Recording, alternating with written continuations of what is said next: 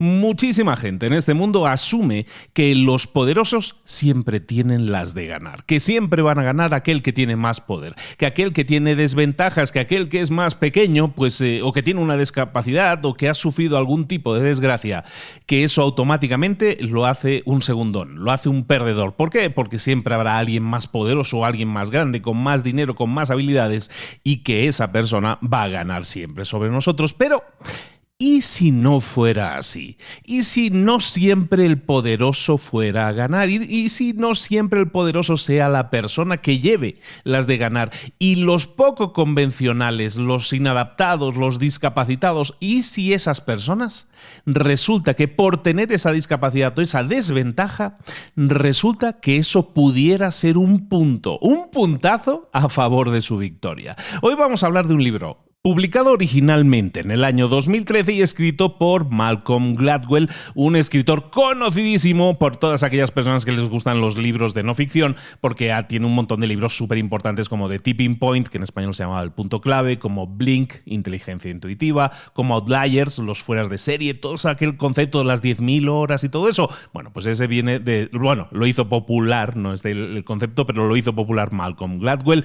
Y uno de sus últimos libros es este David y Goliat, en el que habla precisamente, evidentemente, si hablamos de David y Goliat, ya ves por dónde va la historia, pero tomamos esa historia de David y Goliat, que vamos a ver ahora mismo a detalle, como ejemplo de que muchas veces el que parte en desventaja, el pequeño, a veces puede que tenga más ventajas de las que parece. Eso lo vamos a ver aquí ahora, en este resumen, en este análisis completísimo de David y Goliat, el libro que vemos hoy aquí y ahora en Libros para Emprendedores. Sin más, ¡comenzamos!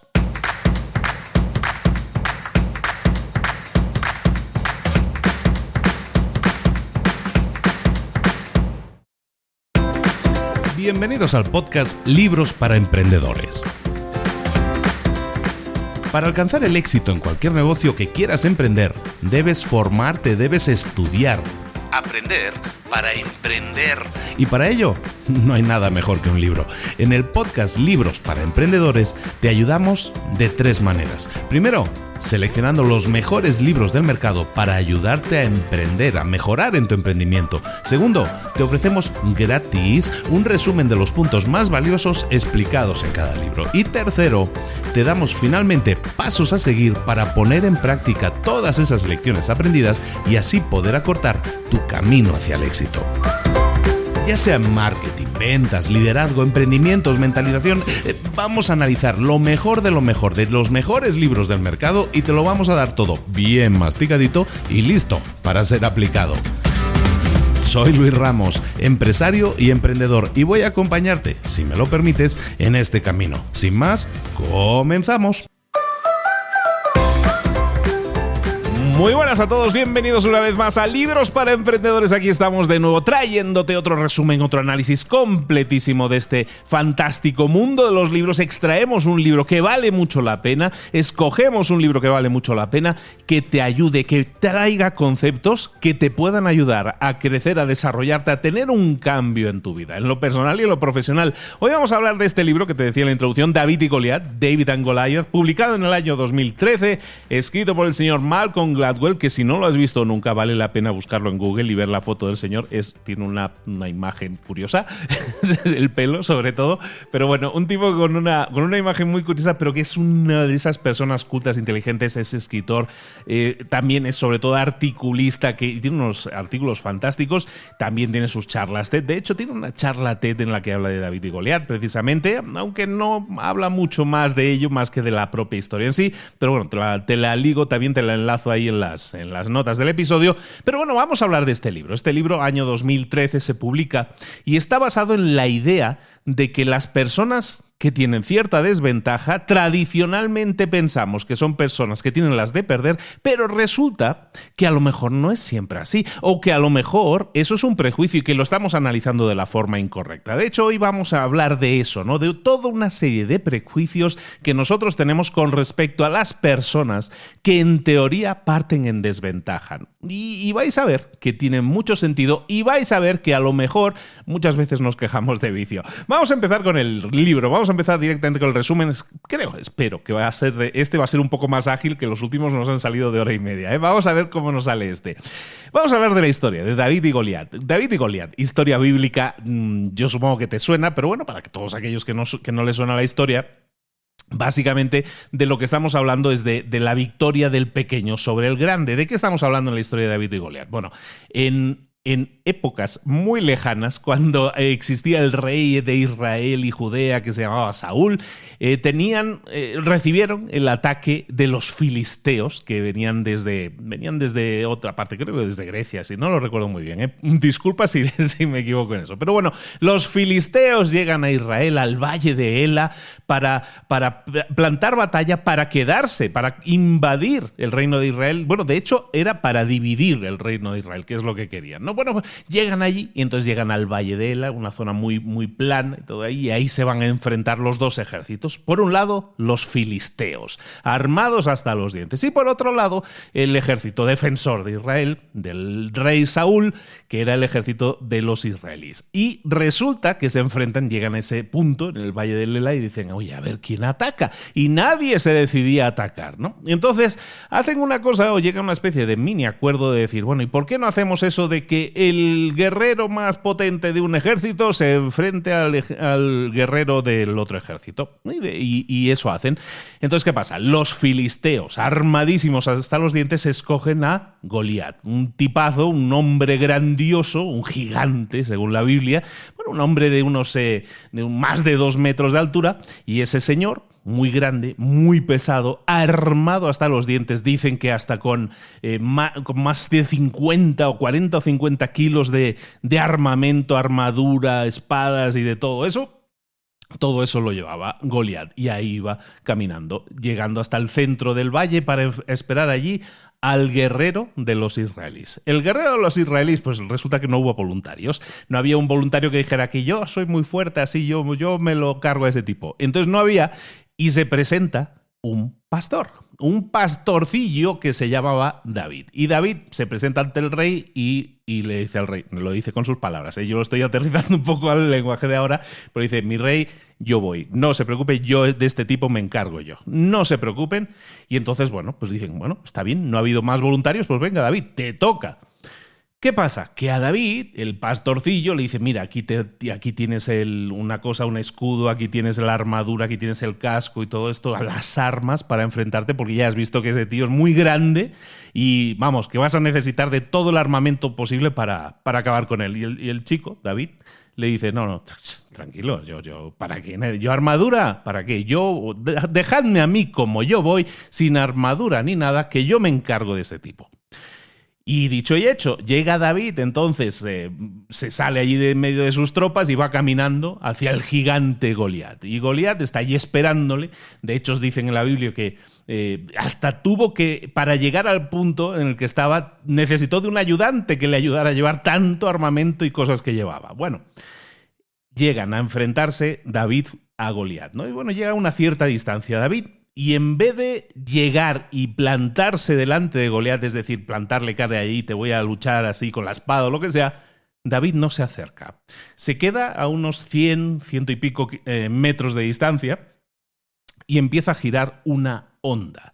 Una onda, que no es una moto, podría ser, pero no es el caso. Empieza a girar esa onda que es una especie de lanzador de... ¿Sabéis como los tirachinas que tienen esa parte de cuero con 2 cuerdas? Pues lo mismo, pero sin la maderita del tirachinas, ¿no? Empieza a girar esos 2 cuerdas con una piedra que escoge, bueno, de hecho escoge varias piedras de allí del propio valle del Ela y empieza a darle vueltas a eso. ¿Qué pasa? Que esa onda empieza a agarrar una velocidad, ya os digo, es como girarlo así en las manos a toda velocidad, y en un momento dado, David, que era muy bueno con eso, porque era algo que él hacía con las piedras estas y la onda lo disparaba para ahuyentar a las alimañas que venían contra sus rebaños, entonces tenía muy buena puntería, pues empieza a girar eso a toda velocidad, ¡fum! Se lo dispara sin acercarse a Goliat y le da un pedrazo, una pedrada en el medio de las cejas, en medio de la frente, que se lo carga. Vamos, con una pedrada a 100 metros de distancia, ¡pum!, ahí se va. Qué gigante, ni qué armadura, ni qué 200 kilos de armamento, nada. Con una pedrada se lo echa. Entonces, esa es la historia de David y Goliat. Evidentemente se retiran los filisteos vencidos porque nuestro mejor guerrero se lo ha cargado un pastorcillo con una honda. Bueno, nosotros mejor nos vamos de aquí. Y entonces, así logró el reino de Israel, el reino de Saúl, logró defenderse del ataque de los filisteos, de la posible invasión de los filisteos. Entonces, toda la vida se ha entendido que esta victoria era milagrosa. De hecho, en la Biblia se hace muchísimo hincapié que David le gana a Goliat porque, básicamente, por la ayuda divina, porque Dios intervino y guió la piedra y todo eso. Vale. Y está muy bien. No voy a discutir con eso. Para el que tenga su fe, pues está muy bien que siga en ese sentido y seguramente Dios le ayudó, como nos ayuda a todos. Pero lo que vamos a ver en este libro de David y Goliat es que vamos a analizar técnicamente todo esto. Y cómo lo que parecía una gran desventaja, es decir, que Goliat, el mejor guerrero, un tipo curtido en 1000 batallas, podía enfrentarse a un pastor y parecía que la cosa iba de ganar, que Goliat se lo iba a echar muy fácilmente, resulta que no fue así. Entonces, quizás, por lo menos este es el concepto que se imparte en este libro que estamos viendo hoy de David y Goliat. El concepto que se imparte es que toda la vida hemos malentendido esta historia de David y Goliat. Hemos creído que la victoria de David fue milagrosa, pero resulta que si la empezamos a analizar, la victoria de David era más probable de lo que nosotros nos damos cuenta. ¿Por qué? Porque David efectivamente tenía un montón de desventajas, pero esas desventajas realmente eran ventajas si las empezamos a analizar punto por punto. ¿Por qué? Punto 1. Desventaja de David o desventaja percibida que en realidad actuaba a su favor. Por ejemplo, pues no tenía armadura, no tenía espada. Estas cosas, si se las hubiera puesto una armadura de aquella época, era una cosa como muy pesada, la espadita también, y el chico pues era un chico jovencillo, bueno, pues eso, si David se lo hubiera puesto y el no llevarlo parecía una desventaja, en realidad si se lo hubiera puesto, lo hubiera hecho mucho más torpe, mucho más lento de movimientos, y es algo a lo que no estaba acostumbrado. Entonces, en ese caso, aunque no tuviera armadura, aunque no tuviera espada, en realidad eso no era una desventaja. Otra desventaja probable, pero que no lo era tanto, es que era pequeño.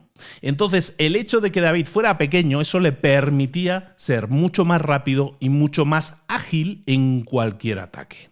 Otra desventaja que percibida a lo mejor así a priori parecía decir, oye, es que este chico solo iba con 4 piedritas que había pillado ahí en el valle y se las tiraba así con una honda, resulta que eso es una desventaja porque es un arma muy, muy, muy poco agresiva, por decirlo de alguna manera, pero resulta que no es así. Resulta que estamos hablando de David, un pastor que estaba acostumbrado a utilizar la honda y a tener muchísima precisión porque cuando atacaban los leones, cuando atacaban los osos y buscaban comerse su rebaño, bueno, pues el tipo tenía que defender a su rebaño, entonces tenía muchísima práctica con eso. Otro tema que decimos que es una desventaja es que es una honda, es que es una piedrita muy pequeña, que eso no hace mucho daño. Bueno, pero es que esa piedra con una honda, se calcula en el libro que esa honda hace que esa piedra pueda salir despedida cuando el tipo la lanza, alguien que sabe lo lanza, puede salir a más de 200 kilómetros por hora. Entonces, eso es una bala, eso es un proyectil que, vamos, mata gente. De hecho, mató a Goliat.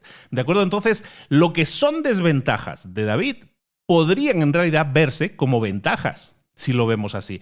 Y para cosas que nosotros veíamos o veríamos toda la vida de Goliat como ventajas percibidas, a lo mejor actuaban en su contra, son desventajas. ¿Por qué?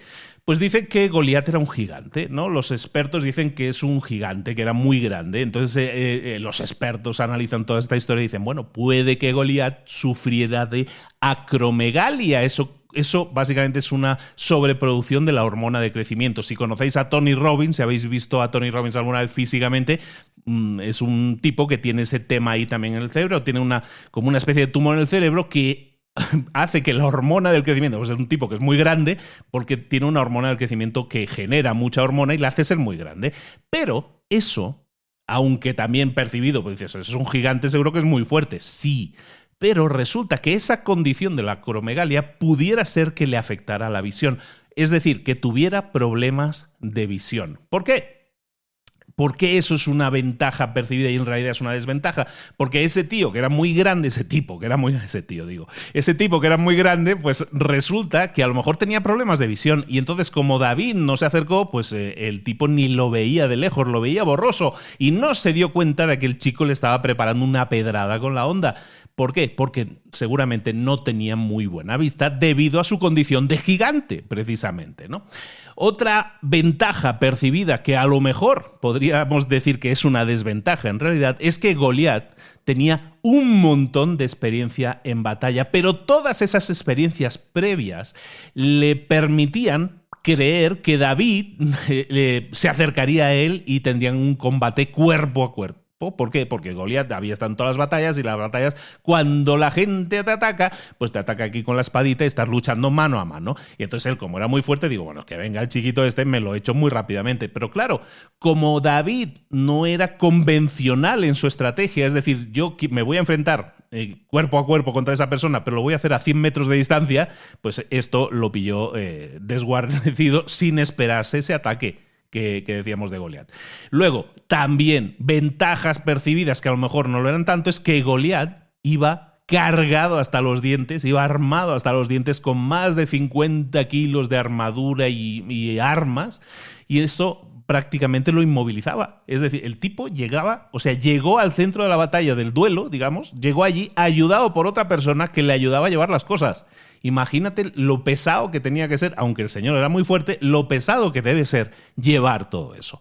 Entonces, claro, cuando tú te enfrentas a alguien que tiene tácticas poco convencionales y tú vas cargado hasta arriba de peso, no te puedes mover con agilidad, eres más lento. Por eso, aunque Goliat se le percibía originalmente como alguien que tenía muchas ventajas en ese enfrentamiento, probablemente todo eso que veíamos con ventajas en realidad eran desventajas, y las desventajas que hemos etiquetado a David que tenía, resulta que podían actuar mucho en su favor y podían ser en realidad muy buenas ventajas.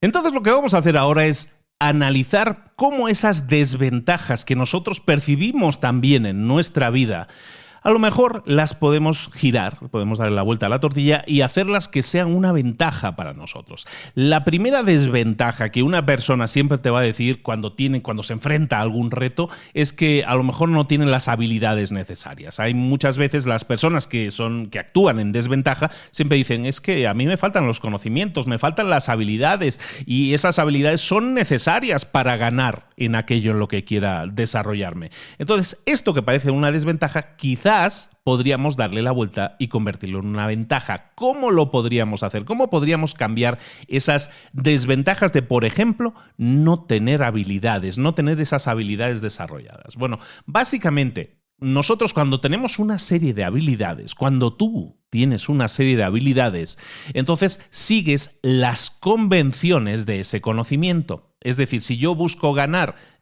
porque tengo unas determinadas habilidades, he estudiado un determinado conocimiento, siempre voy a actuar o voy a tender a actuar de acuerdo a ese conocimiento. ¿De acuerdo? Entonces, ¿eso qué significa? Que si yo sé algo, lo voy a aplicar en la forma en que tomo decisiones. ¿Qué pasaría si tú no tuvieras ese conocimiento? Si tú no tuvieras esas habilidades, si no tuvieras esas tácticas desarrolladas. Entonces, lo que pasa es que cuando tú te enfrentas a un reto y no tienes las habilidades necesarias, lo que haces es enfrentar ese reto de manera totalmente diferente. ¿Por qué? Porque estás forzado o forzada a crear nuevas formas de atacar, nuevas formas de ganar, nuevas tácticas totalmente creativas, totalmente nuevas, pero que se adapten a ti. ¿Por qué? Porque tú no tienes las tácticas convencionales aprendidas, tú no tienes esos conocimientos. ¿De acuerdo? Entonces, ese nuevo acercamiento, ese nuevo enfoque a la hora de hacer las cosas, ¿sabes qué pasa? Que puede tomar por sorpresa a tu contrincante, a tu competencia, y eso te puede dar una ventaja que de otra forma no tendrías. En el libro te hablan de varios ejemplos. 2 ejemplos que probablemente, bueno, no sé, a lo mejor no lo has visto la película, pero por ejemplo, Lawrence de Arabia. Lawrence de Arabia era un inglés que al finalizar la Primera Guerra Mundial, es un un inglés que se quedó allí en Arabia y que lideró a los árabes para luchar contra los turcos que estaban invadiendo allá Arabia. Bueno, si no habéis visto la película, es una película fantástica que hay que ver, y en la película sale esta historia que os voy a contar ahora y que también sale aquí en el libro. Estos turcos estaban ocupando la ciudad de Aqaba. Todo eso me suena como a película de Aladdin, ¿no? Bueno, estaban en la ciudad de Aqaba, en el Golfo de Aqaba. Y esa ciudad era una ciudad que estaba en la costa y que toda la muralla que tenía, digamos, mirando al mar, era brutal. Era una ciudad prácticamente impenetrable, ¿no? Estaba llena de tanques, estaba llena de cañones, todos apuntando al mar. ¿Por qué? ¿Por qué apuntaban al mar? Porque era el único sitio factible sobre el que tú podías atacar esa ciudad. ¿Por qué? Porque a espaldas de esa ciudad había un desierto, pero de esos desiertos de la película, de los desiertos de Lawrence de Arabia, que no hay agua, no hay nada. Entonces, ¿qué pasó? Que este señor, Lawrence de Arabia, que lideraba a los árabes y quería recuperar y quería dominar Aqaba, la ciudad de Aqaba, y que no tenía barcos y que no tenía nada, empieza a decir, oye, ¿y cómo podemos atacar Aqaba si yo no tengo barcos? ¿Cómo podemos hacer para atacar esa ciudad si yo no tengo cañones? ¿Cómo lo puedo hacer? ¿Cómo puedo dominar Aqaba? Y entonces se le ocurrió la locura más loca que se le puede ocurrir a Lawrence de Arabia, que era básicamente decir, no, pues ¿sabéis qué? Como ellos no se lo esperan, lo que vamos a hacer es ir por detrás. Es decir, por donde hay el desierto, por donde nadie se espera que llegue alguien, por ahí vamos a llegar nosotros, por el desierto. ¿Y qué hizo el señor? Pues se metió a él y a su ejército, eso sale en la película si lo habéis visto, los metió por 6.000 millas, atravesaron 6.000 millas, que eso no se dice, no es una tontería, atravesaron 6.000 millas de desierto para llegar a la ciudad de Aqaba, por detrás, por la espalda, donde estaba completamente desprotegida, porque por detrás no tenían ni murallas ni nada. ¿Por qué? Porque nadie... ¿Cuál es el loco que se le ocurriría meterse por el desierto para atacarnos por la espalda? Y no lo tenían protegido. Entonces, ¿qué pasó? Lawrence de Arabia entró en Aqaba, vamos, ahí a caballo, a toda velocidad, dominaron la ciudad en 10 minutillos, como aquel que dice. Es decir, ganaron esa batalla utilizando tácticas poco convencionales. ¿Por qué? Porque no tenían las habilidades, no tenían los barcos, no tenían la forma de atacar convencionalmente como se esperaba que atacaran. Entonces lo hicieron de forma poco convencional. ¿Que perdió gente en el camino? Pues, por supuesto. Ya en la película os animo mucho a verla. Pero lo que hizo fue algo que funcionó. ¿Por qué las tácticas inesperadas puede que funcionen? ¿Por qué? Porque son inesperadas. Los turcos no estaban preparados para defenderse por detrás por el ataque desde el desierto. No había ningún ejército en el mundo lo suficientemente loco para hacer ese tipo de cosas de meterse en un desierto durante 10.000 kilómetros. Y básicamente, si lo analizamos así, lo que hizo Lawrence de Arabia es apurar las pocas posibilidades que tenía. En este caso, ¿cuál es la única debilidad que tenía su enemigo? La espalda, el ataque por la espalda. ¿Por qué? Porque no tenía murallas, no tenía nada. Entonces dice, bueno, pues vamos a atacarle por la espalda porque es su única debilidad. Si para eso tenemos que cruzar un desierto, pues chatos, a cruzar el desierto. Entonces, ¿por qué funcionó esto? Pues decíamos, porque utilizó tácticas inesperadas, porque actuó sobre las debilidades de su oponente, porque no permitió a su oponente que utilizara sus fortalezas. Al atacarle por detrás, entonces los turcos estaban desguarnecidos ahí, no tenían tanques, no tenían cañones, no tenían nada que utilizar en su favor. Y lo que hicieron además fue audaz, fue inesperado, fue único. Otra historia, y entonces como veis, aplicar eso es una manera de explicar por qué esas tácticas inesperadas de alguien que actúa como alguien que actúa en desventaja pudieran funcionar. Otra historia que viene en el libro también que me gusta mucho es la de Vivek Ranadivé. Vivek Ranadivé era un inmigrante indio, un hindú, que tenía a una hija en el equipo de básquet, ¿no? Del cole. Bueno, entonces necesitaban ahí un padre, un papá que entrenara a las niñas porque no tenían entrenador de básquet. Entonces Vivek, que no tenía ni idea, pero ni idea de básquet, ni de las reglas, ni de nada, dije, bueno, yo las entreno, no hay problema. Entonces, ¿qué pasó con este Vivek? El amigo Vivek empezó a entrenar a las niñas, pero como no tenía idea de las reglas del básquet, como nunca había jugado a básquet y no tenía ideas de básquet, de baloncesto, entonces, ¿qué pasó? Empezó a utilizar estrategias muy poco convencionales que le permitieron ganar campeonatos. ¿Qué es lo que hizo? En básquet, en baloncesto, si habéis jugado lo conoceréis fácilmente, hay algunas reglas que no tienen que ver tanto con el juego en sí, que son más reglas de tiempo, que este señor Vivek las aprovechó. Por ejemplo, la estrategia poco convencional que utilizó es que cuando una pelota sale, entonces hay alguien que la saca, ¿no? O sea, sacas la pelota, la vuelves a meter al campo, digamos. Para hacer ese movimiento de volver a sacar la pelota al campo, digamos, a ser jugada, tienes que hacer un pase desde la banda o desde el fondo. Y al hacer el pase, tú tienes 5 segundos para lanzar la pelota, para meterla en el campo, para pasársela a un compañero. Entonces, Vivek, en lugar de entrenar a sus hijas, o a la niña y a sus amigas como grandes jugadores de baloncesto, porque no lo eran, no tenían esas habilidades, lo que hizo, mira, vamos a utilizar estrategias completamente diferentes. Lo que vamos a hacer es concentrarnos en cubrir todas las posibles líneas de pase cuando la pelota salga fuera del campo. Y a alguien la quieran volver a meter haciendo un pase, no le vamos a dejar pasarla. Y de esa manera vamos a conseguir que le suenen los 5 segundos a esa persona, no haya podido sacar y la pelota pasa a ser nuestra y le hemos quitado la pelota al contrario. Esa es una de las tácticas. Otra táctica que utilizo es cuando a ti te han metido una canasta, por ejemplo, en baloncesto, tú sacas el balón desde tu campo y tienes 10 segundos en aquel momento, ahora son como 8 segundos, para atravesar tu campo, digamos, la mitad de tu cancha y llegar a la cancha de ataque, ¿no? A la cancha del enemigo. Tienes un tiempo determinado, 10 segundos, 8 segundos, depende de las reglas. Entonces, ¿qué hizo? Otra estrategia poco convencional. Lo que vamos a hacer es que mis niñas, que no son tan buenas defendiendo y todo eso, lo que voy a hacer es que en vez de tanta estrategia de defensa, de no sé qué, de 3-2, lo que sea, lo que voy a hacer es que hagan una presión por todo el campo para evitar que el equipo contrario llegue a pasar la línea de medio campo antes de que hayan sucedido esos 10 segundos. Es decir, voy a presión en toda la cancha para que estas chicas, las chicas del equipo contrario, no les dé tiempo a llegar a la mitad del campo, que es lo que tienen que hacer en esos 10 segundos.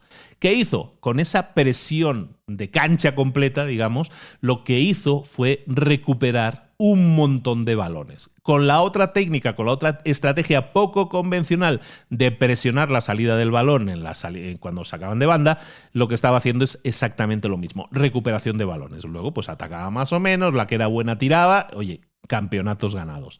Entonces consiguió que un equipo, digamos, entre comillas, mediocre o normalillo, ganara muchísimos partidos. ¿Por qué? Porque utilizó estrategias poco convencionales. ¿Por qué funcionaron esas estrategias? Exactamente por lo mismo que decíamos del amigo de aquí del ataque a Aqaba de Lawrence de Arabia, que es que utilizó técnicas inesperadas. Durante décadas la gente venía jugando de una manera y llega este señor que no sabía de la misa a la mitad, pero resulta que empezó a analizar y dice, mira, aquí hay dos cosas que la gente no defiende normalmente y que podemos atacar. Entonces hizo algo inesperado. Se aprovechó de las debilidades de sus oponentes. No permitió que sus oponentes capitalizaran sus fortalezas. No permitió que si ellas eran las del otro equipo, eran muy buenas tirando a canasta, es que no les dejaba tirar, porque les quitaba el balón antes de que llegaran a poder tirar a canasta. Entonces, ese tipo de estrategias, tanto la de Lawrence como la de Vivek, que estamos hablando de ejemplos de estrategias que te sirven para hacer cosas poco convencionales. Eso significa que tú también, ante un evento determinado, ante un reto determinado, tienes que empezar a analizar las cosas de forma diferente. Si tú eres el pez pequeño aquí y hay peces grandes en ese reto, empieza a utilizar estrategias poco convencionales. Empieza a analizar cuáles son las debilidades de tu oponente. Empieza a analizar cómo puedes evitar que tu oponente utilice sus fortalezas y haz cosas inesperadas. Esto que estamos diciendo aquí en el libro, lo comentan, este tipo de tácticas hay muy poca gente que las utilice. ¿Por qué? Porque utilizar este tipo de tácticas es muy difícil. Caminar 150 kilómetros cada día por el desierto es brutalmente difícil. Hacer que un equipo de básquet haga una presión por todo el campo, por toda la cancha, es muy difícil. Tu equipo tiene que estar muy en forma físicamente para poder hacerlo.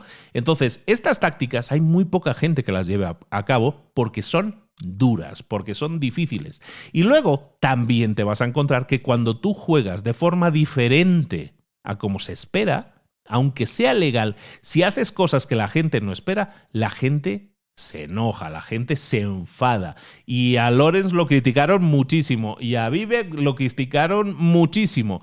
Pero bueno, las críticas, tú y yo ya sabemos que se pueden soportar. Estamos acostumbrados o nos vamos a acostumbrar a soportarlas porque hay mucha rabia detrás de esas críticas que te van a echar. Pero recuerda, el que se pueda hacer no quiere decir que sea fácil, pero es algo que sí puedes hacer. Incluso puede que las desventajas que tú hasta ahora estabas viendo a la hora de enfrentarte a alguien más grande que tú y tú no tienes esas habilidades totalmente desarrolladas, puede que no sea una desventaja tan grande, ¿no te parece?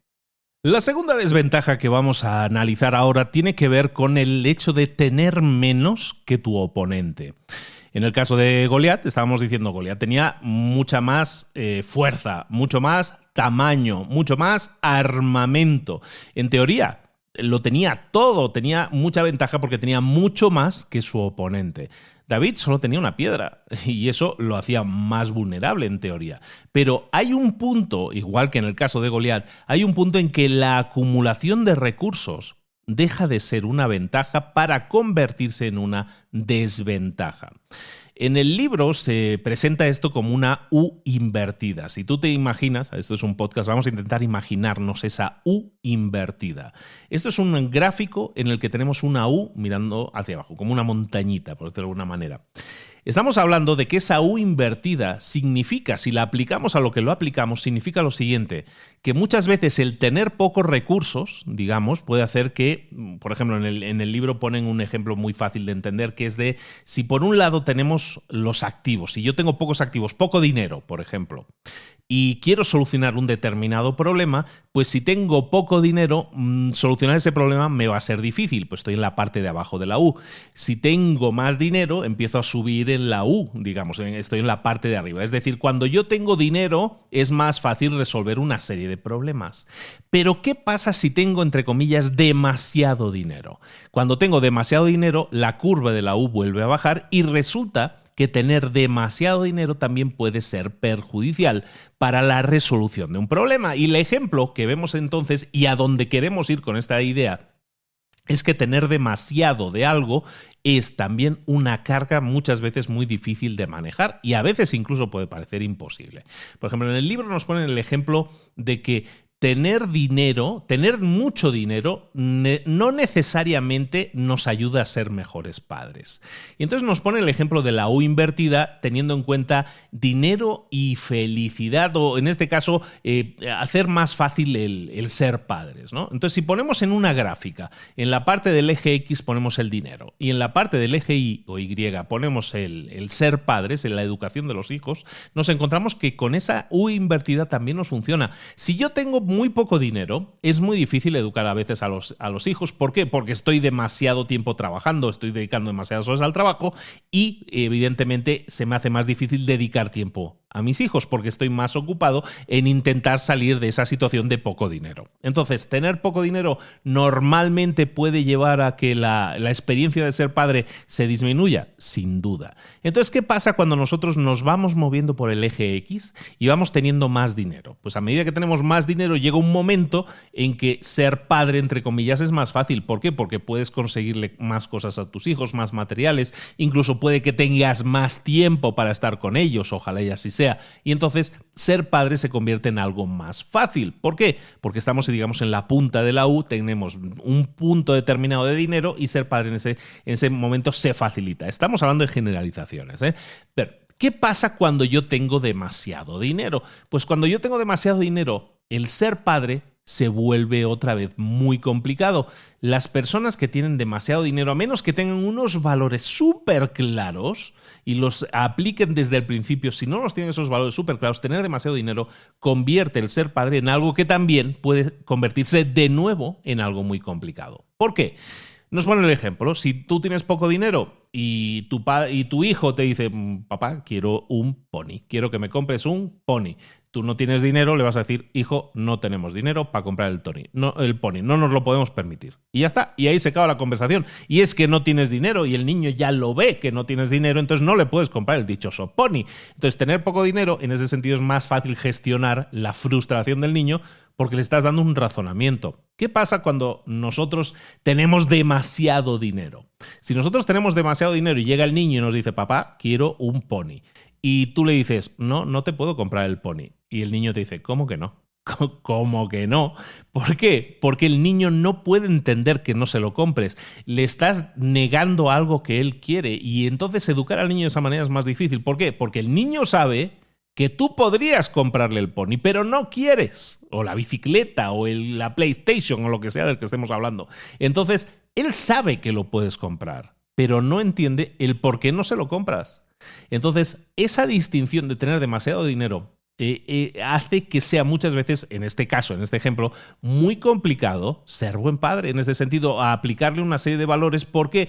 Porque hacerle entender a esa persona que no es que no quieras comprárselo, es que no se lo vas a comprar porque quieres que aprenda el valor del dinero, el valor de lo que cuestan las cosas, que esto es algo complicado, que el dinero no sale, no crecen los árboles y todo eso. Evidentemente eso es complicado cuando tú tienes mucho dinero y enseñarle al hijo eso. Y yo he visto casos innumerables de hijos de gente con mucho dinero en los cuales el enseñarles el valor del dinero, a menos que los padres se hayan aplicado muy en serio en el tema de esos valores y el valor de las cosas y lo que cuesta y todo eso, la verdad es que hay pocos padres con dinero, con mucho dinero, que lo hagan. Eso también te lo digo porque tengo la fortuna de conocer a muchos tipos de personas en muchos rangos sociales.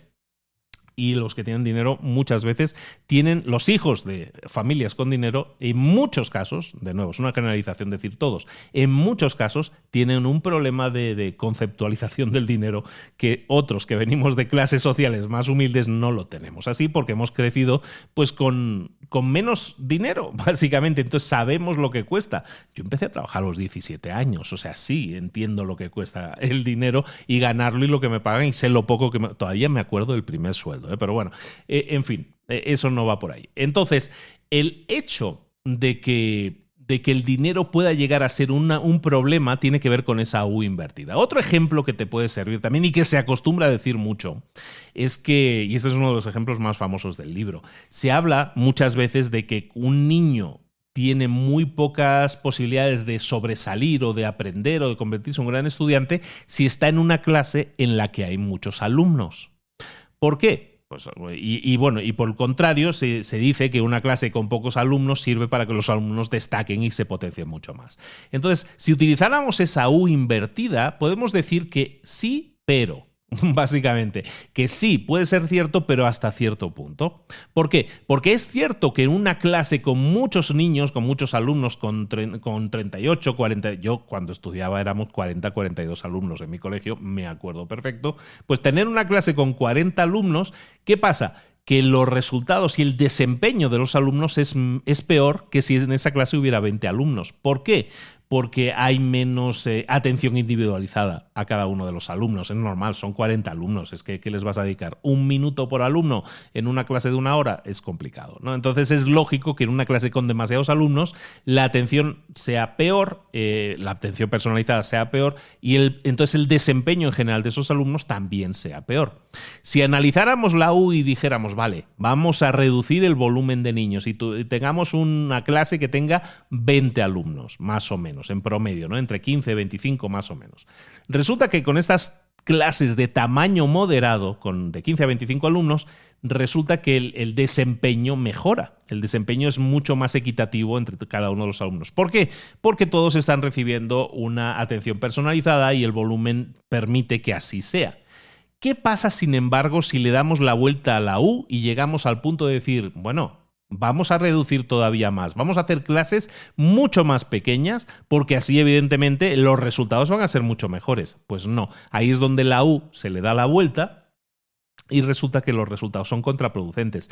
En las clases que tengan tamaños o volumen de alumnos de 12 o menos, 10 alumnos, pongamos, en una clase en la que haya solo 10 alumnos, 10, 12 alumnos, en el libro se sugiere, a través de, no es un estudio así como súper profundo realizado, pero simplemente es toda una consulta a un montón de profesores en ese sentido, las evidencias sugieren que el aprendizaje de los estudiantes es desigual. El desempeño que obtienen es desigual en una clase pequeña ¿Por qué sucede eso? Volvemos al tema de la U. En las clases pequeñas, aunque pueda parecer una ventaja, decimos, es una clase pequeña, hay mucha más atención individualizada de la maestra, pero en las clases pequeñas, los niños que son a lo mejor tímidos no tienen dónde esconderse, se pueden sentir más vulnerables las personas que tengan determinado problema de comunicación. También si hay bullies, si hay gente así como que intenta imponer sus ideas, así niños que quieren imponer sus ideas, al ser un grupo tan pequeño las pueden imponer de una manera mucho más masiva. También cuando nosotros hablamos del aprendizaje, tenemos que hablar de la interacción, del networking, también en las escuelas, ¿no? Entonces, las interacciones entre estudiantes son mucho menos intensas o hay muchas menos posibilidades de interacciones en una clase pequeña. Un grupo también, un grupo que sea pequeño también va a tener mucha menos energía, mucho menos empuje y también puede faltar diversidad y los alumnos se pueden sentir también aislados mucho más fácilmente. En definitiva, si tú quieres provocar un mayor resultado académico, el tener una clase ultra pequeña puede ser también contraproducente, igual que lo es tener una clase excesivamente grande. Es por eso entonces que lo que percibimos como originariamente como que puede ser una ventaja, clases mucho más pequeñas, más personalizadas, solo 7 alumnos por clase, pues eso, aunque pudiera parecer una ventaja, puede que no lo sea tanto. Por lo tanto, ¿eso a dónde nos lleva? Nos lleva a que nosotros, en nuestro caso, también tenemos que pensar que a lo mejor nosotros no tenemos todas las herramientas, a lo mejor nosotros no tenemos todas las habilidades, a lo mejor nuestro oponente tiene mucho más que nosotros. Eso tenemos que dejar de verlo como una desventaja siempre y entender que hay un punto intermedio en el que las cosas se igualan y que esa persona que tiene demasiado de algo seguramente se le está dificultando más de lo que parece el conseguir un resultado. ¿Por qué? Porque una empresa que sea muy grande cuesta mucho más de mover y de crear cosas diferentes en una empresa grande que en una empresa más pequeña. A lo mejor si una empresa es demasiado pequeña no podemos hacer muchas cosas, entonces tenemos que buscar ese punto medio, ese punto promedio. Vamos viendo un poco las diferencias entre ventajas y desventajas y que lo que percibimos como una desventaja pudiera no serlo tanto. Vamos a ver otra desventaja más. Hay las desventajas, una desventaja muy típica que nosotros comentamos siempre es de el que sea un pez grande en un nicho pequeño, en un estanque pequeño, eso es una gran ventaja, ¿no? Es decir, yo puedo ser el rey en un nicho mucho más fácilmente que ser un rey en un océano, ¿no? Es más fácil ser rey en un estanque que en un océano. ¿Y a dónde vamos con esta idea? Pues con esta idea queremos llegar al siguiente punto. Muchas veces nosotros pensamos que es una gran ventaja pertenecer a una gran universidad o tener un gran título universitario o tener un gran máster que sea de la mayor universidad posible. Y eso puede que sea cierto, o lo percibimos como una ventaja, pero puede que no lo sea tanto. ¿Por qué?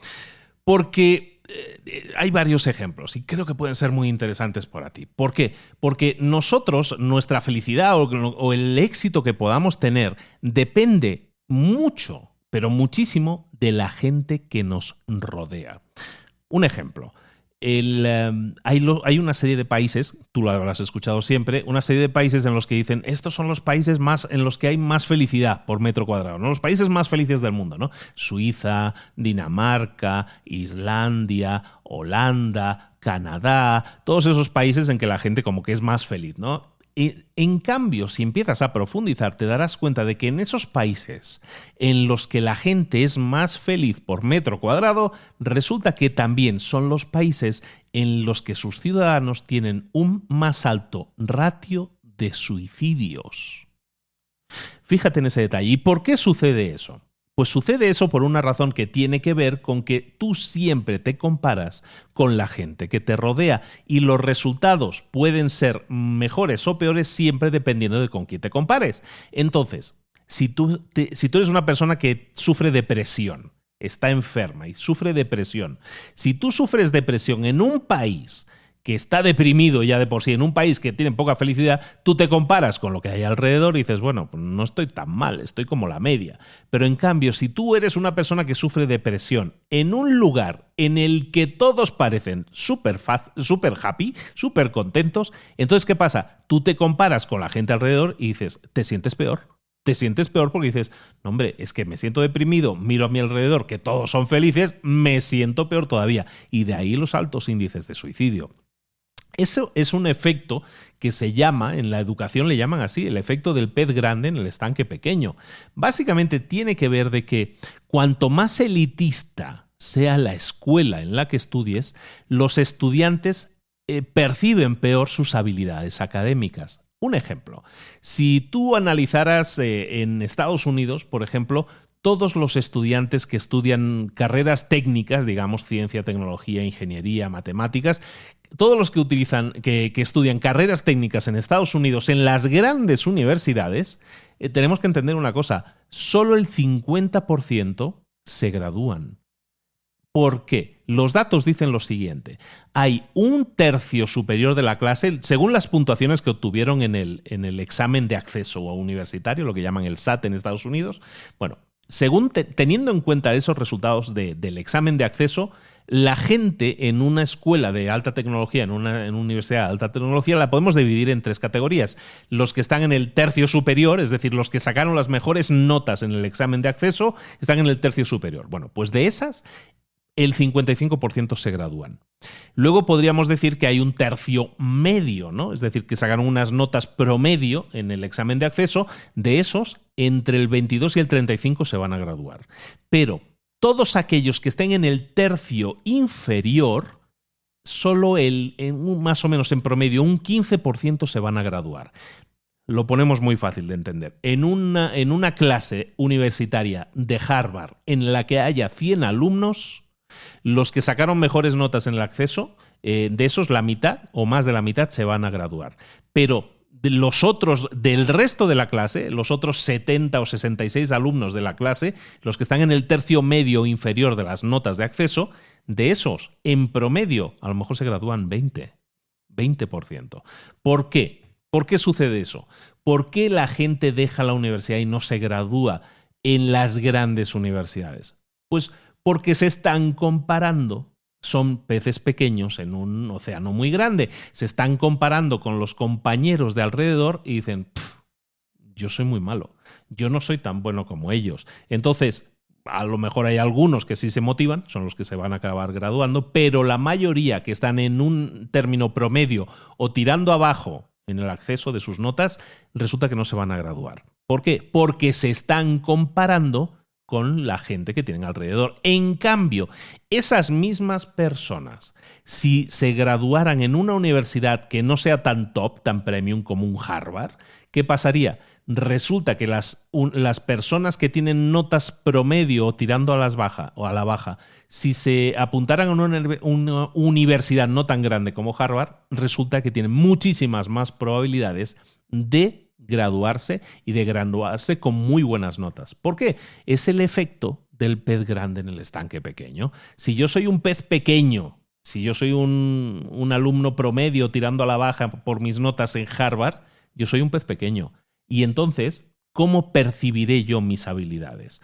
Pues las voy a percibir comparándome con mis compañeros y voy a ver que hay gente que es más potente que yo, me voy a comparar y mi confianza va a ir a la baja. En cambio, yo con mis mismas notas estuviera en una universidad más promedio, que no sea una de esas 4 top, resulta que mi confianza aumenta. Y si mi confianza aumenta, mis probabilidades de éxito también aumentan. Entonces, si yo quería ir a la universidad y tener un título universitario y mis notas son promedio o tirando abajo o tirando a discretas, yo, aunque Harvard me abra las puertas y dice, sí, tienes nota suficiente para entrar en Harvard, a lo mejor sería una mejor idea no ir a Harvard e ir a una universidad un poco más patito, que dicen aquí en México, porque resulta que ahí sí puedo compararme y decir, bueno, no estoy tan mal. no estoy tan mal. Y en cambio en Harvard me desilusionaría, mi confianza bajaría y haría muy probable que yo nunca tuviera ese título, esa meta. ¿Cómo lo podemos traducir esto en algo que nos afecte a nosotros? Pues de la misma forma que a la hora de seleccionar lo mejor de lo mejor, siempre voy a seleccionar lo mejor de lo mejor, resulta que cuando estemos estudiando o aprendiendo algo, a lo mejor de lo mejor no es tan mejor.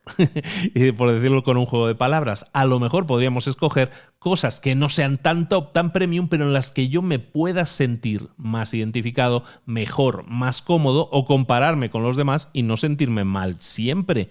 ¿De acuerdo?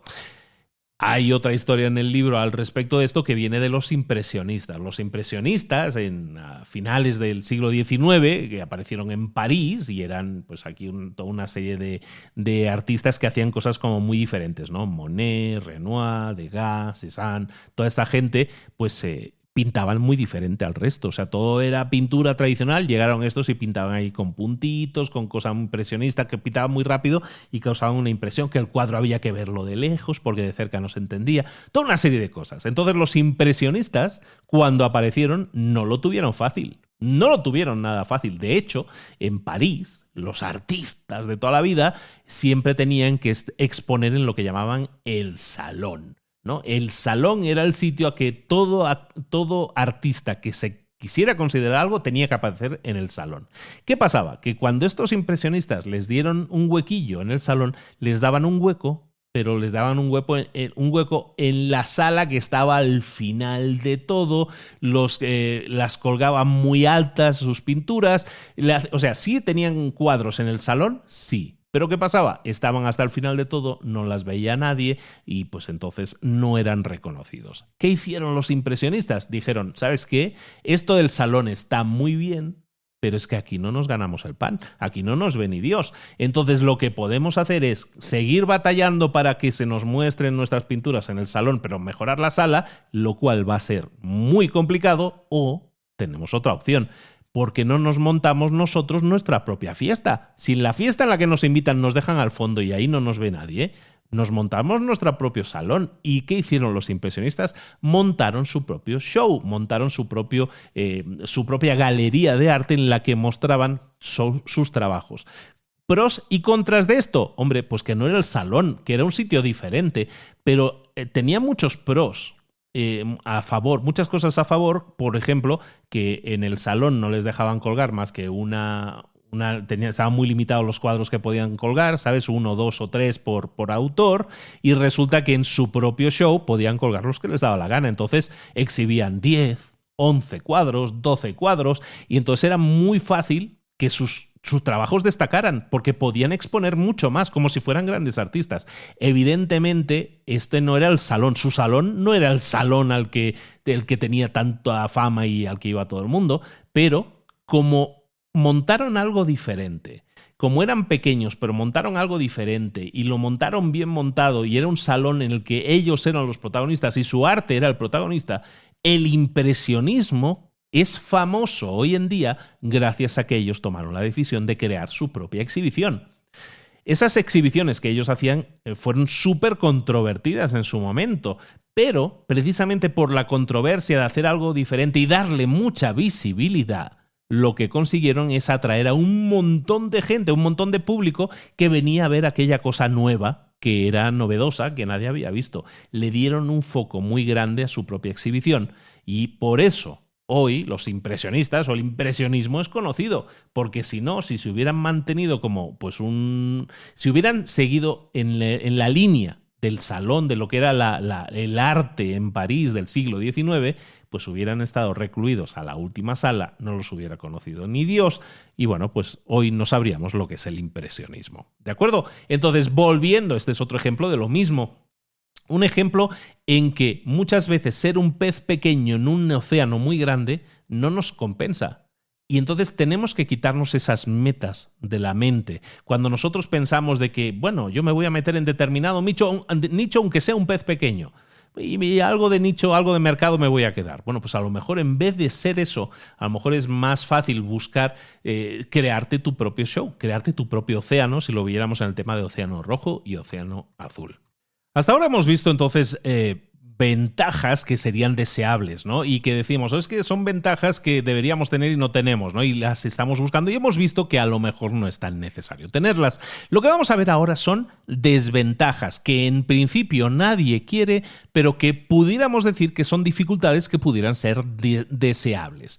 En el libro nos hablan y nos ponen unos ejemplos. Me encanta esta parte del libro porque efectivamente habla de las dificultades que una persona puede tener y que esas dificultades nos pueden permitir crecer y desarrollarnos. Por ejemplo, en el aprendizaje, cuando nosotros estudiamos algo, cuando aprendemos algo, hay dos tipos de aprendizaje posible. Uno es el aprendizaje de capitalización y el otro es el aprendizaje de compensación.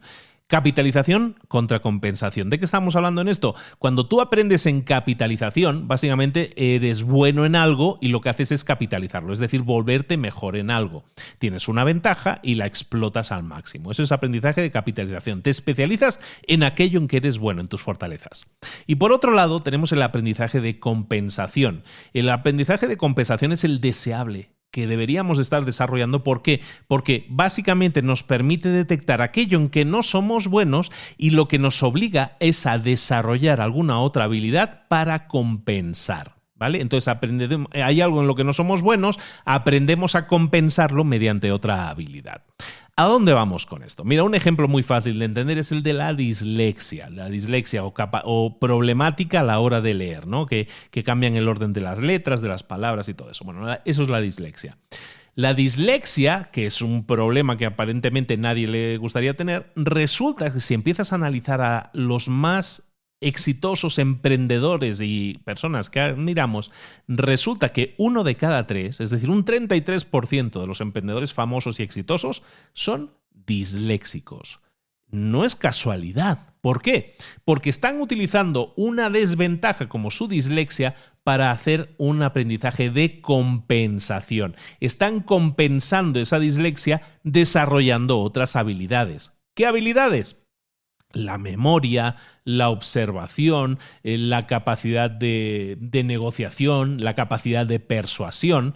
Por ejemplo, hablan de David Boies, que es uno de los abogados más famosos de Estados Unidos. Bueno, pues este abogado resulta que es disléxico. Entonces, resulta que tuvo un aprendizaje complicado en la escuela, ¿no? Y no lee bien. Y aún hoy en día no lee bien. Entonces, ¿qué hizo esta persona? Compensó. ¿Qué hizo? Desarrolló muchísimo su capacidad de memoria. Como no podía leer, entonces memorizaba. Su mamá le leía los libros y él los memorizaba. Entonces, ¿para qué le servía eso? Pues cuando en su edad adulta utilizaba esa capacidad que utilizó de forma compensatoria cuando era niño, cuando era adulto le sirvió porque en la escuela de leyes, en la escuela estudiando para abogado, mientras que los otros tomaban notas como locos, él simplemente grababa en su memoria, porque tenía una capacidad de memorización muy buena, grababa toda esa información. Y eso le permitió también, por ejemplo, el hecho de no tener esa habilidad tan desarrollada de la lectura,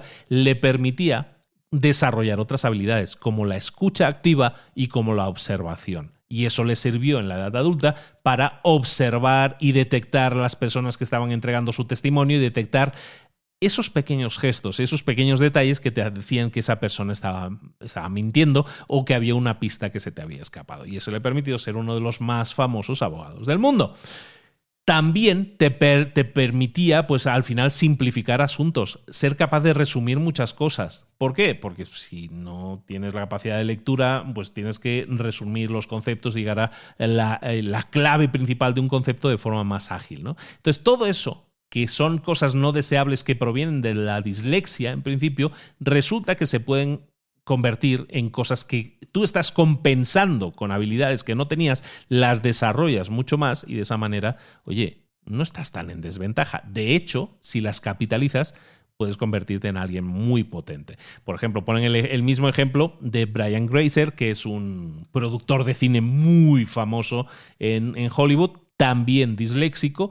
Entonces, ¿qué pasaba? Que este chico, Grazer, cuando estudiaba en la escuela o en la universidad, ¿qué pasaba? Pues que le iba muy mal, porque es disléxico, entonces tenía muy malas notas. ¿En qué se desarrolló este señor para compensar? Pues Brian Grazer, que era muy, entre comillas, mal estudiante porque era disléxico, ¿Qué pasó? Desarrolló muchísimo el arte de la persuasión. Entonces, cuando alguien le puntuaba, un profesor le puntuaba bajillo, bajo, ¿qué iba? Iba a hablar con el profesor e intentaba convencerle y negociar con él para que le subiera la nota por lo menos un punto, simplemente un punto. Y ¿sabéis qué? Se convirtió en alguien tan bueno en el arte de la persuasión que eso le funcionaba, por ejemplo, prácticamente 9 de cada 10 ocasiones. De esa manera, Grazer, que era un disléxico, lo compensó aprendiendo, desarrollando la negociación, su capacidad de negociación, oye, por necesidad. Pero ese entrenamiento le ha servido muchísimo en su carrera como adulto porque se ha convertido en uno de los mejores negociadores de guiones y de actores y de todo. En Hollywood ya tenía un montón de películas de éxito. Entonces, tenemos que ver que hay cosas, que hay rasgos que a lo mejor vemos como negativos y como no deseables y que sin embargo nos pueden servir para animarnos a compensar, ¿no? Lo que estamos diciendo. Yo tengo algo que no sería especialmente atractivo, un problema, lo que puedo hacer es compensarlo desarrollándome mucho más en algo en lo que puedo ser un poco mejor y que eso me permita compensar. A lo mejor nunca voy a ser bueno leyendo, pero a lo mejor puedo mejorar en muchas otras cosas, en memoria, en negociación y todo eso, ¿no? También en el libro hablan de que otra cosa no deseable normalmente es el ser desagradable. En el libro lo llaman ser desagradable para los demás. Y es un poco lo que pasaba con Lawrence de Arabia o lo que pasaba con Rana Dibé, que era el entrenador del básquet de niñas, que es que eran personas que no eran aceptadas por su entorno porque los consideraban desagradables, iban en contra de eso. Bueno, pues el fundador de IKEA, de la famosa IKEA, también disléxico, por otra parte, resulta que también era desagradable para la gente de su época. ¿Por qué? Porque toda su competencia se enfadaba con él, porque él estaba vendiendo muebles desarmados y eso enfadaba a los competidores porque estaba vendiendo más barato y todo eso. Pero esa persona entonces dice, mira, estos competidores están enfadados conmigo y porque tengo esta idea y me quieren boicotear. Y entonces consiguieron toda la competencia de IKEA, dijeron, ¿sabes qué? A Ingvar Kamprad, que es el creador de IKEA, le dijeron, vamos a ver, toda la gente que trabaje para Ingvar le vamos a boicotear. Vamos a hacer que todos los productores, todos los manufacturadores de Ingvar que no trabajen para él. Y Ingvar dijo, vaya, vais contra mí, vale, ahora vais a ver. Entonces yo, que estoy aquí en Suecia divinamente, lo que voy a hacer es voy a llevarme toda la producción de la fabricación de todos mis muebles, me la llevo a Polonia. Polonia comunista, Guerra Fría y todo eso, me los llevo a Polonia. ¿Y sabes qué? Está mucho más barato. Me va a salir más barato todavía que aquí en Suecia. ¿Y sabes qué? La jugada le funcionó. El ser desagradable, entre comillas desagradable con tu entorno, el no llevarte bien con tu entorno, que en teoría es algo no deseable, resulta que si lo haces correctamente también te puede generar beneficios, como el caso de IKEA, que no hay que decirlo, es la empresa de muebles más famosa del mundo, es la empresa de las empresas más exitosas del mundo, y lo es porque si a Ingvar Kamprad, que le hubiera importado tanto los sentimientos de sus compatriotas y hubiera estado un poco como ovejita que vuelve al redil y dice, está bien, no voy a hacer las cosas como yo quiero, sino como vosotros me decís. Pues a lo mejor entonces IKEA, bueno, seguramente IKEA no hubiera sido lo que nosotros conocemos. En cambio, su jugada de no estar de acuerdo, de ser incluso desagradable para su entorno, en este caso para su competencia, le funcionó estupendamente bien porque le permitió, pues bueno, su posicionamiento convertirlo en un éxito de escala mundial y por muchos años. Entonces, estamos hablando de dificultades que en teoría no son deseables, pero que a lo mejor no estaría mal tener una dificultad de esas, como en este caso una discapacidad, como puede ser una dislexia. Otra discapacidad que, entre comillas, puede ser deseable es el trauma. El que una persona haya pasado por un evento traumático puede que lo deje en una mejor posición para tener éxito. ¿A dónde vamos con esto? De hecho, hay un estudio también que dice que la mayoría de personas exitosas o grandes empresarios de éxito han perdido a uno de sus padres antes de los 20 años. ¿Vale? Y eso está documentadísimo.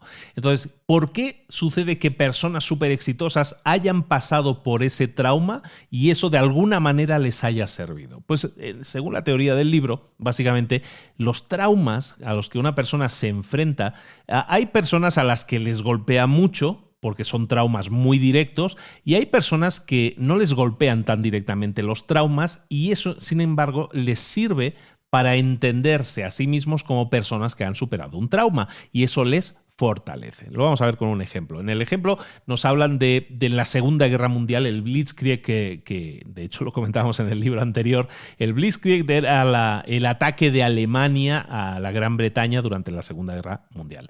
Eran bombardeos todos los días, bombardeando Londres y muchísimas ciudades de Inglaterra por parte de los nazis. Entonces, había 3 efectos traumáticos durante ese Blitzkrieg, durante ese ataque de los alemanes. ¿Cuáles eran esos 3 grandes efectos generales y traumáticos? El primero, el de los golpes directos, que llaman en el libro, ¿no? Los golpes directos, pues son las personas que no sobrevivieron sus ataques, ¿no? La persona que se muere en el bombardeo, ¿no? Esos eran ataques directos, trauma total. Pero luego también había gente que quedaba traumatizada porque había estado muy cerca de la muerte, gente que había pasado un evento traumático pero que habían sobrevivido, ¿no? Gente que había quedado herida, que había visualizado en primer plano toda esa carnicería, supervivientes que habían vivido y sobrevivido a ese horror durante mucho tiempo. Son gente que no murió, pero que habían vivido un trauma muy intenso y esa gente quedaba muy marcada. Por otro lado, tenemos las gentes que habían vivido ese trauma, pero de una manera no tan directa, de una manera más lejana. Y entonces, estas personas eran personas que durante los bombardeos habían vivido en Londres, pero cuando las bombas explotaban, pues a lo mejor habían visto las ruinas de la ciudad, las ruinas de su barrio, las ruinas de su casa, pero lo habían vivido en grupo y lo habían vivido a lo mejor en un sitio más protegido. O sea, no habían visto el horror de forma directa. Y en este caso, nos estamos encontrando que estas personas que habían pasado por este trauma, pero no de una forma tan vívida, tan directa, se fortalecían, se beneficiaban del alivio que significó superar ese trauma. ¿Esto a dónde nos lleva? En el libro hablan del trauma de perder a un padre, ¿no? Y decir, bueno, la mayoría de personas súper exitosas, hay un estudio que dice que la mayoría de ellos, la mitad de ellos, han perdido a uno de los padres antes de los 20 años. Y eso significa que estamos hablando de poetas famosos, primeros ministros de Inglaterra, presidentes de Estados Unidos desde Washington hasta Obama han perdido a un padre desde que eran personas jóvenes. ¿Por qué tenemos que ver esto como algo que puede ser algo que nos marque, pero puede no ser tan malo si lo vemos de una determinada manera? Está claro que perder a un padre no es algo bueno y te lo digo en primera persona. Yo perdí a mi padre con 17 años, pero sin embargo, por lo mismo, yo te puedo decir que cuando leo este libro y leo esto, de alguna manera lo entiendo y me alineo y creo que sí tiene razón. Y te lo digo en primera persona porque yo lo he vivido y es traumático y aparte mi padre murió de una forma, fue asesinado, entonces lo viví muy traumáticamente. Perder a un padre evidentemente no es algo bueno, pero ese trauma de perder a un padre, que muera un padre, a lo mejor si muere cuando tú eres un niño, esa experiencia de perder a un padre podríamos considerarla como una experiencia que has vivido, pero que la vives de manera más remota, es más lejana. Has sobrevivido a lo inimaginable, pero es como las personas que vivieron los bombardeos de Londres y los vivieron un poco de forma más lejana. Eso te queda a ti, te queda una marca indeleble, pero te puede permitir fortalecerte. ¿Por qué? Porque has sobrevivido a un evento traumático. Los niños sobreviven a la muerte de sus padres y pueden quedar marcados, podemos quedar marcados, evidentemente sí, pero hemos sobrevivido a ese trauma y eso nos hace más fuertes. En el libro hablan de J. Freyreich, que es un doctor, que es básicamente el doctor que inventó el tema de la quimioterapia para el tratamiento de la leucemia infantil. Este doctor Freyreich era un hijo de inmigrantes húngaros que las pasó canutas, que perdió a su padre, que nunca tuvo una figura paterna, de hecho, y entonces pues lo pasó muy mal en la crisis del 29, eran inmigrantes en Estados Unidos, vamos, la historia horripilante, no te lo digo. Sobrevivió a un montón de experiencias traumáticas, la pérdida o la falta de un padre, de una figura paterna y todas las calamidades y todo eso de no tener dinero y ser hijo de un inmigrante o ser hijo de inmigrantes húngaros en Estados Unidos. Todas esas experiencias traumáticas le entrenaron para ser valiente, para actuar en contra de la opinión generalizada.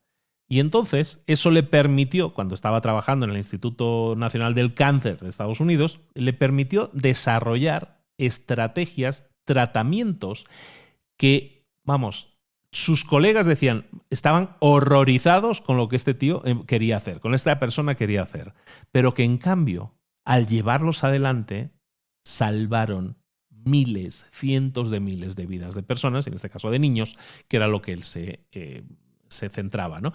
Uno de esos tratamientos, que ahora lo vemos tan normal, era el tema de las transfusiones de sangre, ¿no? El tema de las transfusiones de sangre, ¿no? Mucha gente que se desangraba por dentro, entonces era porque tenía muy mal las plaquetas, vamos, lo que sabemos del cáncer, ¿no? Que debilita mucho a la gente. Y entonces las transfusiones eran una nueva tecnología y era muy arriesgada. Y si no se hacía correctamente, podía generar un ataque al corazón. Y entonces este señor, que se había criado en experiencias traumáticas, no le tuvo tanto miedo a una posible experiencia traumática como era que se le muriera un paciente, porque él estaba haciendo ese tipo de pruebas muy poco convencionales y lo tiró adelante. También te digo, se le morían pacientes, ¿eh? Y siguió aún así adelante porque creía que eso iba a salvar, esas pruebas iban a salvar a cientos de miles de vidas, como así fue. También una segunda estrategia, un segundo tratamiento era el cóctel de medicamentos que le llaman, que es básicamente lo que hoy conocemos como lo que se le da al tratamiento del cáncer, de la leucemia, que es la quimioterapia. Es básicamente un subidón de medicamentos que le chutan a una persona, que es un cóctel de medicamentos durísimo. Bueno, tan duro es que a la gente se le cae el pelo, ¿vale? Entonces es durísimo y es muy complicado de soportar. Entonces ese tratamiento tan agresivo aplicado a un niño, se te van a morir los chicos, y se le podrían estar muriendo a algunos, y hay muchas personas, pero en cambio el llevar adelante ese tratamiento y descubrir que había un porcentaje muy grande de personas, conseguir un tratamiento que conseguía un porcentaje del 90% de curación, lo hizo esta persona porque en su infancia estuvo acostumbrado a luchar contra todo lo conocido, contra todo su entorno. Y así te lo pintan en el libro. Te digo, yo no lo conozco tan bien la historia, pero te la transmito tal cual, ¿de acuerdo? Entonces, básicamente, recordemos, centremos el tema. Estamos hablando de cosas, dificultades no deseables. ¿A dónde vamos con esto y cómo lo podemos traducir esto a nosotros mismos, a nuestra vida, que es lo que intento hacer siempre con los resúmenes que hacemos? Cuando tú tengas una dificultad como estas, como una dislexia, como una discapacidad, o cuando tengas una dificultad que es real, que es que se te haya muerto tu padre o tu madre, o ambos, que eso no es deseable, evidentemente que no es deseable, pero que entiendas que a partir de eso puedes construir algo muy poderoso y que puedes construirte una personalidad mucho más sólida, mucho más resiliente, mucho más resistente, que no se lo deseo a nadie, y te lo digo en primera persona y por experiencia, no se lo deseo a nadie, pero la verdad, de ahí puede salir algo bueno y lo tienes que ver no como algo positivo, que no lo es, pero como algo que te puede permitir construir tu resistencia y que no lo veas como algo que te hunda, sino como algo que te busca hacer más fuerte. Yo te reconozco algo y me pongo muy personal a lo mejor esto y no te interesa nada. Si es así, pasa un minuto para adelante. Pero básicamente yo te diría que leyendo este tipo de cosas, yo me doy cuenta que en mi vida, que tampoco lo he tenido fácil, que tampoco lo he encontrado fácil. Yo nací en un entorno muy modesto, por decirlo suavemente, muy, muy modesto, en una familia totalmente modesta de campo, y no lo he tenido fácil. Pero mis padres me enseñaron el valor del trabajo, el valor de trabajar. Me he enfrentado a 1000 problemas. No lo he tenido fácil en mi vida. Nadie me ha regalado nada. Pero yo sé que he respondido resistiendo todos los golpes. Y ahora mismo te diría, no quiero ningún golpe más en mi vida, pero sé, en cambio, que si recibo cualquier golpe que me da la vida y me los sigue dando, como a todos, no me considero especial, si yo recibo golpes que me dé la vida, yo sé que los puedo soportar. Y no sé decirte por qué, pero escucho este mensaje que hay en el libro y digo, pues probablemente tengas razón. ¿Podemos llamarlo entrenamiento? ¿Estoy entrenado para ello? Pues puede ser. Evidentemente no es deseable que alguien pase o sobreviva un trauma, pero podemos entenderlo muchas veces el trauma como intentar buscar algo positivo, intentar construir nuestra resistencia a través de esa vivencia. Otra dificultad no deseable, pero que sin embargo podemos jugar con ella intentando buscarle nuestra óptica a nuestro favor, es el hecho de la dificultad de no tener nada. A lo mejor tú dices, es que yo no tengo nada. ¿Yo cómo voy a llegar a ser algo si yo no tengo nada? Y sí es cierto, pero también tienes que ver algo. El tener abundancia de riqueza, de estatus, de bienes materiales, hace que también te cueste más arriesgar las cosas. Y en cambio, el hecho de no tener nada significa que, por un lado, no tienes nada que perder tampoco, y si no tienes nada que perder, es mucho más fácil que tomes acción, que pases a la acción y hagas cosas que vayan en contra de la tradición y que hagas cosas de una nueva forma. ¿Vale?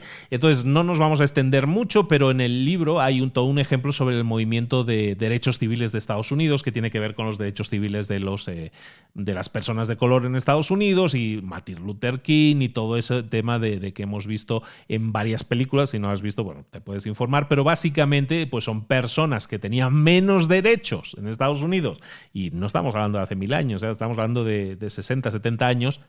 Hoy en día todavía hay lo que tenemos, hay lo que hay, pero vamos, el movimiento de derechos civiles era para que las personas de color tuvieran los mismos derechos, que no tuvieran que ir en la parte de atrás del autobús o que no pudieran ir al baño porque no era un baño para blancos. Ese tipo de cosas que son muy locas, eso pasaba no hace tanto tiempo. Entonces el movimiento de derechos civiles lo que buscaba era la igualdad, el tener, oye, que nosotros también podemos votar, ¿no? Que nosotros también deberíamos poder hacer eso.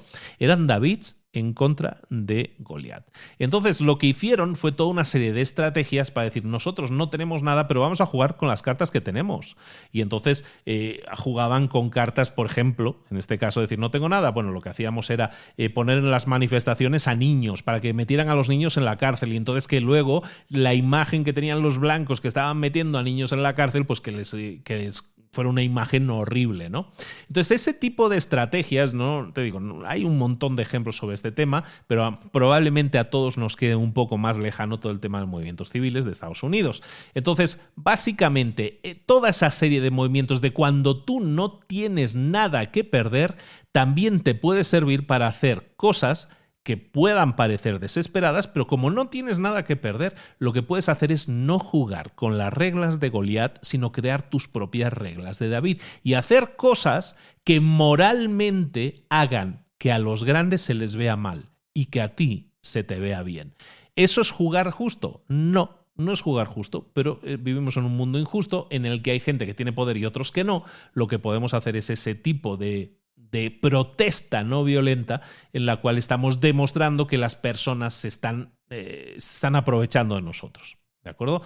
Evidentemente eso funcionó en esa época. Hoy en día, sin embargo, con el presidente Trump que tienen en Estados Unidos, por lo menos en el momento de grabar esto, pues la cosa está complicada porque es que el presidente, el que tiene que tomar la decisión final, pues evidentemente está a favor, o parece que está muy a favor, de ir en contra de los derechos civiles de la gente.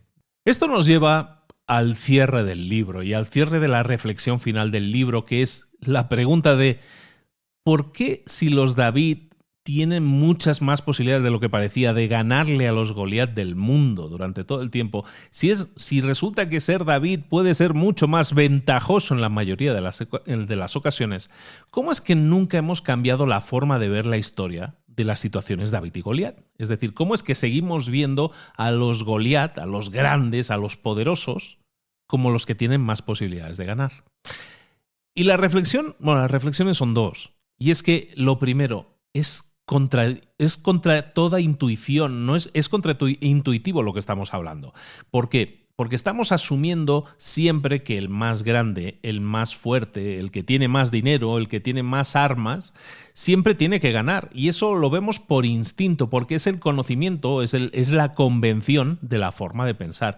Y es difícil para nosotros hacernos con la nueva idea, adaptarnos a la nueva idea de que la victoria de alguien más pequeño, de alguien que no tiene armas, de un pastorcillo que no tiene experiencia en la batalla, puede ganarle a un gigante. Es algo contraintuitivo aún hoy en día. Por eso nos cuesta ver una situación de David contra Goliat y en la que nosotros, por ejemplo, seamos David, nos sigue costando mucho ver que aquello que nosotros vemos como desventajas lo podríamos utilizar a nuestro favor como ventajas.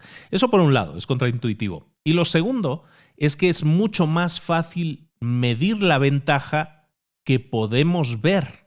Entonces, si yo veo a alguien que tiene más soldados, si yo veo a alguien que tiene más dinero, si yo veo a alguien que tiene más armas o más recursos, pues me creo que es más probable que esa persona tenga una ventaja. ¿Por qué? Porque puedo medir el hecho de que tiene más. O sea, esa persona tiene más soldados que yo, bueno, pues esa persona tiene más posibilidades de ganar. Lo vemos como una ventaja. ¿Por qué? Porque lo podemos contar, porque lo podemos medir en recursos. Es mucho más difícil lo que estamos proponiendo. Y aquí, que quites una capa a la cebolla, que mires un poquito debajo de esa superficie y evalúes si realmente hay cosas que tú tienes como traumas, como discapacidades, como deficiencias, como cosas que ahora mismo ves como desventajas y que podrían ser ventajas si lo ves de la forma adecuada. Todo eso de ver en ti mismo traumas, deficiencias, ese tipo de cosas, no nos gusta verlo, no nos gusta analizarlo, lo apartamos, lo escondemos, lo enterramos. ¿Por qué? Porque es doloroso, nos duele. Estamos diseñados para decir que si hay algo que nos duele, automáticamente lo vemos como una desventaja. Es algo que me hace más débil, es un dolor que yo tengo y esa es una debilidad que yo tengo. Y tenemos que empezar a ver que aquellas cosas que toda la vida nos hemos repetido como desventajas pudieran no serlo del todo, por lo menos. Empieza a analizar aquellas cosas que te duelen, aquellas cosas que has considerado toda la vida una desventaja y empieza a ver, aunque te duela, y sé que te duele y créeme, lo sé de primera mano, aunque te duela, resulta que ahí puede haber algo que tú considerabas una desventaja y que a lo mejor ya no lo es. Recuerda, esto no es fácil. Este tipo de tácticas, de estrategias de las que hemos estado hablando hoy son difíciles de llevar a cabo. Normalmente van a requerir de ti que trabajes más duro que nadie. Y eso es algo que estamos acostumbrados a comentar aquí en muchos libros. Probablemente te va a tocar trabajar más duro que nadie. Por eso es difícil, por eso tan pocas personas lo hacen. Quizás tengas que pensar fuera de la caja, ¿no? Como se dice, pensar cosas totalmente creativas y romper con los convencionalismos, quizás. Pero bueno, eso no quiere decir que no puedas hacerlo. Quizás el hacerlo, el hacer tácticas, el utilizar tácticas que otras personas no utilizan porque son fuera de lo convencional, va a hacer que las otras personas se enfaden contigo, se molesten contigo porque estás haciendo cosas que están fuera de la norma. Está bien. Está bien, a la gente no le gusta la gente que gana de formas diferentes, no le gusta la gente que no juega de acuerdo a las reglas, pero tienes que ser capaz de aislarte de esas críticas y entender que tú estás alineado con tu David interior, con aquello que la gente y tú mismo o tú misma ha visto como desventajas toda la vida y que estamos trabajando a partir de este momento en convertir en tus próximas ventajas. ¿Te apuntas? Y hasta aquí tenemos, amigos y amigas, el resumen, el análisis del libro David y Goliat. Hay mucho más en el libro que rascar, hay mucho más en el libro, muchas más historias que te pueden ejemplificar. Creo que es uno de esos libros que no tenemos tantos en nuestra biblioteca de libros para emprendedores. Creo que es uno de esos libros que te pueden permitir sentirte motivado. Ver que aquello que tú has visto negativo en tu vida puede no serlo tanto. Y por lo tanto, creo que es importante que cuentes con esta herramienta en tu arsenal. Si te ha gustado el libro, te invito, como siempre, a leerlo. En las notas del episodio tienes un enlace para adquirirlo en Amazon y te lo aconsejo muchísimo. Creo que vale mucho la pena. Los libros en general de Malcolm Gladwell, el autor, son fantásticos. Veremos más libros de Malcolm, pero me gustaba empezar con este porque tiene ese punto de motivación demostrándote que aunque seas un David, aunque te consideres un David y te estés enfrentando a una guerra, a una batalla que parece que seguro vas a perder, a lo mejor puedes, utilizando solo una piedra, acabar con ese Goliat. Ojalá y así sea. Recuerda cualquier comentario que me quieras dejar, si lo haces a través de... Estoy muy activo en Instagram, en @librosparaemprendedores en Instagram, me puedes seguir ahí y puedes enviar mensajes y acostumbro a contestarlos siempre que puedo. Entonces me puedes contactar por ahí o siempre recuerda, esto es una biblioteca, como decíamos, puedes ir a librosparaemprendedores.net y encontrar las notas de este episodio, pero también encontrar más de 140 resúmenes, ahora mismo en el momento de grabar esto, más de 140 resúmenes de libros que te pueden servir para cambiar tu óptica, tu mentalidad, para tener más y mejores herramientas, para llevar a cabo aquello para lo que has venido a este mundo. Y es para intentar cambiarlo. No pases por el mundo, intenta cambiar el mundo.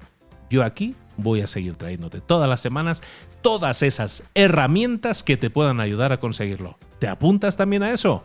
Bueno, espero que así sea. Recibe un abrazo muy grande de Luis Ramos. Nos vemos la próxima semana en Libros para Emprendedores. ¡Un abrazo! ¡Hasta luego!